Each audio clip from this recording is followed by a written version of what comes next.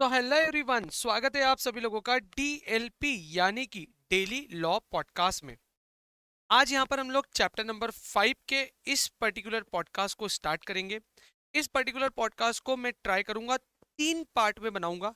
सबसे पहले एक overall general approach, applicability, non applicability, basic meaning बताऊंगा, है ना। कौन कौन से ऐसे ट्रांजैक्शंस होंगे जिनके ऊपर ये पर्टिकुलर चैप्टर यानी कि एक्सेप्टेंस ऑफ डिपॉजिट के प्रोविजन एप्लीकेबल होंगे, और कौन कौन सी ऐसी कंपनी या ऐसे ट्रांजैक्शंस होंगे जिनके ऊपर इस पर्टिकुलर चैप्टर के प्रोविजन एप्लीकेबल नहीं होंगे। फिर उसके बाद में मैं एक पॉडकास्ट बनाऊंगा फॉर चैप्टर नंबर 73 सेपरेटली।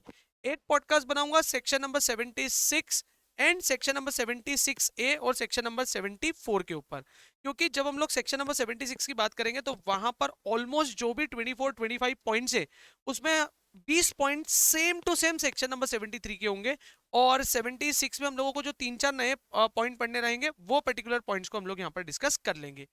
चलो, ये सारी चीजें पॉडकास्ट के साथ साथ में, and I will try to sum up entire chapter into the 3 particular podcast. सबसे पहले इस चैप्टर की यदि हम लोग बात करें तो एग्जामिनेशन पॉइंट ऑफ व्यू से 4 से 6 नंबर का चैप्टर होता है। सेक्शन नंबर 73 से लगाकर 76 तक का इसका वेटेज होता है। ठीक है, जो भी फॉर्म यहाँ पर यूज होंगे उन फॉर्म का एब्रिएशन, इनिशियल एब्रिएशन होगा, ठीक है, उसको हम लोग यहाँ पर डीपीटी बोलेंगे। और लेवल यदि इस चैप्टर की बात करूं तो वेरी वेरी सिंपल है। ठीक है, तो और यहाँ पर 4 पर्टिकुलर फॉर्म है, ध्यान से सुन लेना, एमसीक्यू बनते हैं इस पर्टिकुलर फॉर्म के नंबर के ऊपर।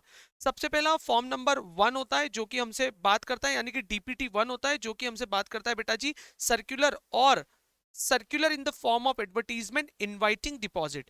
डीपीटी 2 जो होता है वो ऑब्वियस सी बात है डिपॉजिट ट्रस्ट डीड होती है। जब भी हम लोग यहाँ पर डिपॉजिट ट्रस्टी को अपॉइंट करते हैं तो आरओसी को 7 दिनों के अंदर अंदर यहाँ पर डीपीटी 2 फॉर्म जो है वो फाइल करना पड़ता है।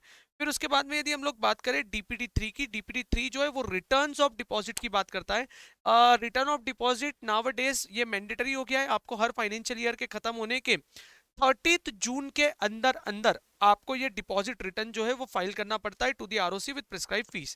एंड उसके बाद में एक डीपीटी 4 है, ऑल दो ये पर्टिकुलर सेक्शन नंबर 74 के लिए लगता है, और सेक्शन नंबर 74 जो है वो आउटडेटेड हो चुका है, बट स्टिल अभी बेयर एक्ट में भी है, आईसीआई के स्टडी मटेरियल में भी है, तो हम लोगों को ये पर्टिकुलर सेक्शन जो है वो पढ़ लेना चाहिए।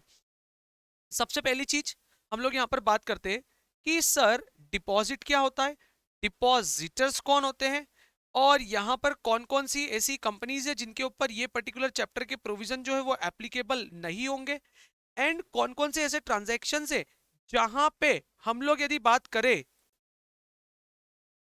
कि इस पर्टिकुलर चैप्टर के प्रोविजन एप्लीकेबल नहीं होंगे तो वो भी हम लोग यहाँ पर आइडेंटिफाई कर लेते हैं।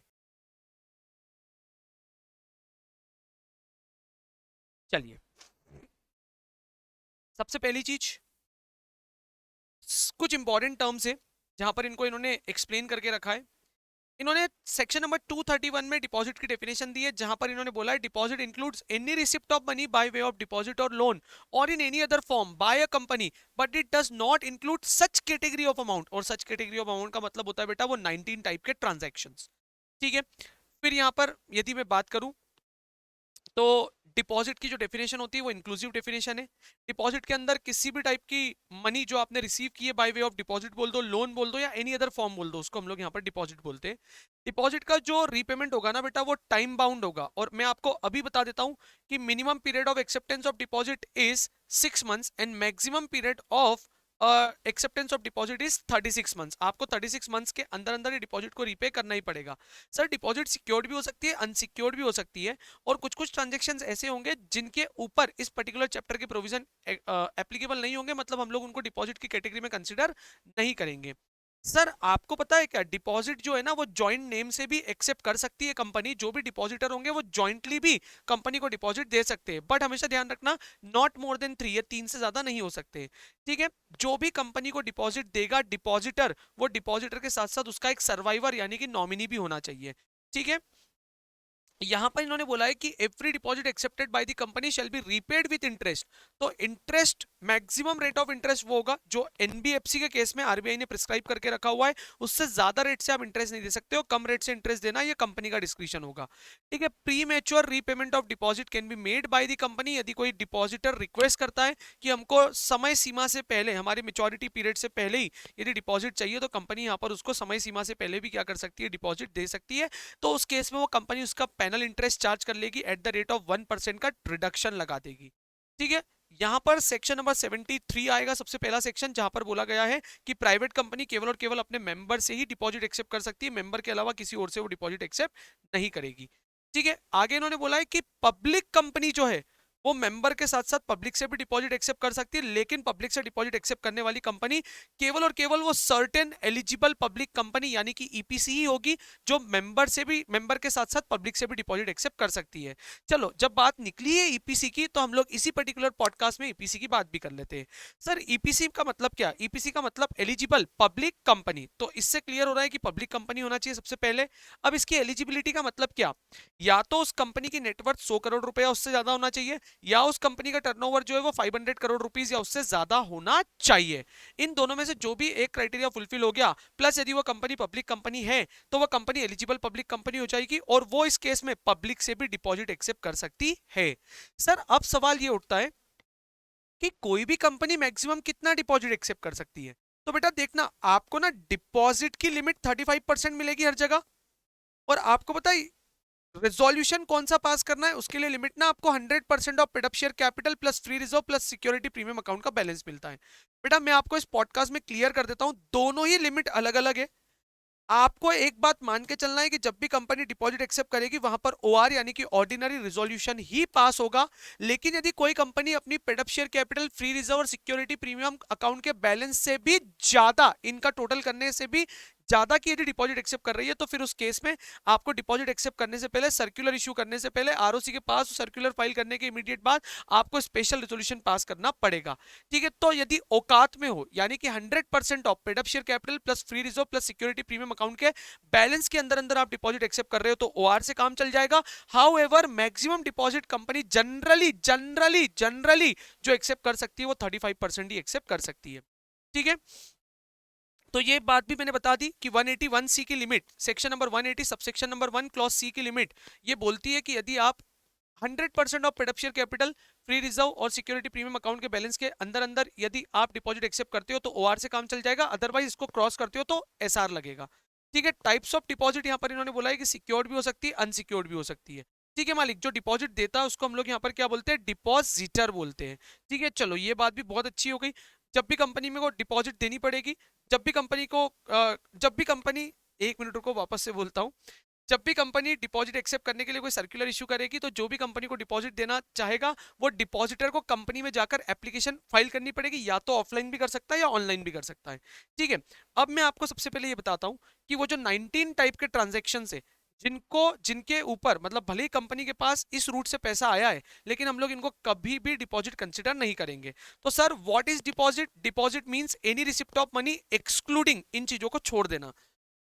सर यदि गवर्नमेंट या किसी भी टाइप की कोई भी गवर्नमेंट या गवर्नमेंट कंपनी से पैसा आया है, वो डिपॉजिट नहीं है।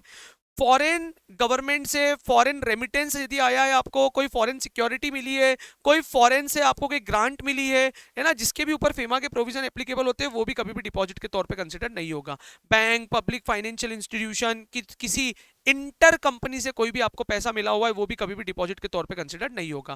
कंपनी ने यदि कमर्शियल पेपर इशू किया है, कमर्शियल पेपर को इशू करके फंड मिला है, वो भी डिपॉजिट नहीं होगा। Subscription for security as per relevant act है, वो भी डिपॉजिट नहीं होगा। कंपनी ने यदि कोई सिक्योर्ड बॉन्ड या डिबेंचर इशू किए, या कंप्लीटली कन्वर्टिबल डिबेंचर इशू किया less than equal to 10 years, मतलब वो 10 सालों के अंदर अंदर इक्विटी में कन्वर्ट हो जाना चाहिए, यदि उसको भी इशू करके कोई भी फंड रेस किया है, तो वो भी कभी भी आपका डिपॉजिट के तौर पे कंसिडर्ड नहीं होगा।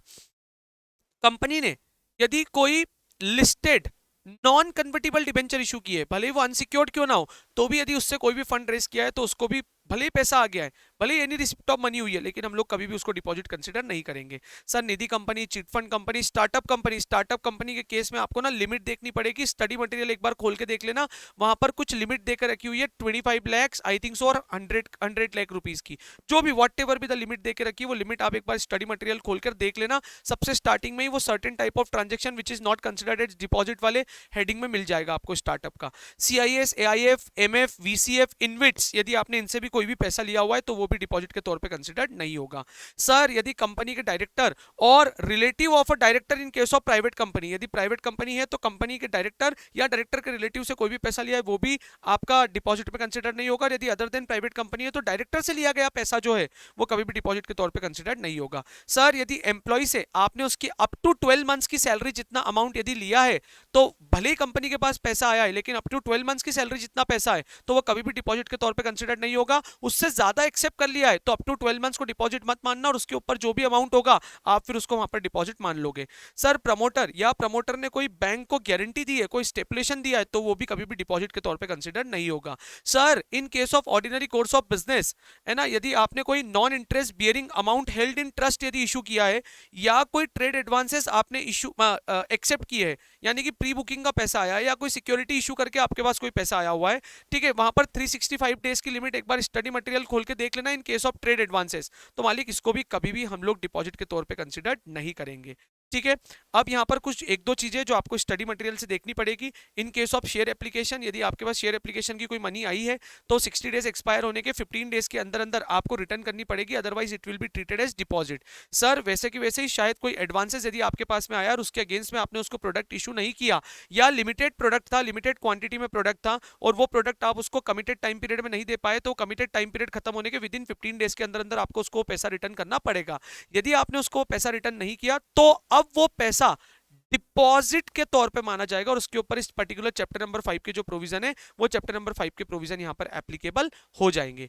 तो ये अभी जो एक हमारा जो डिपॉजिट वाला चैप्टर है उसमें ये 19 टाइप के ट्रांजैक्शंस, भले ही कंपनी के पास पैसा आया है लेकिन हम लोग इसको कभी भी डिपॉजिट के तौर पे कंसिडर नहीं करेंगे। सर यहां पर ना इस चैप्टर के बिगिनिंग में ही एकदम बेहतरीन तरीके से क्लियरिटी दे दी गई है कि ये जो पर्टिकुलर चैप्टर है ना, ये पर्टिकुलर चैप्टर इन 4 टाइप की कंपनीज पे कभी भी एप्लीकेबल नहीं होगा। सबसे पहले यदि मैं बात करूं तो कोई भी बैंकिंग कंपनी, कोई भी एनबीएफसी, कोई भी हाउसिंग फाइनेंस कंपनी या such any other type of company as may be notified by the central government with the prior consultation of RBI, तो मालिक इनके ऊपर इस चैप्टर के कोई भी प्रोविजन जो है वो एप्लीकेबल नहीं होंगे।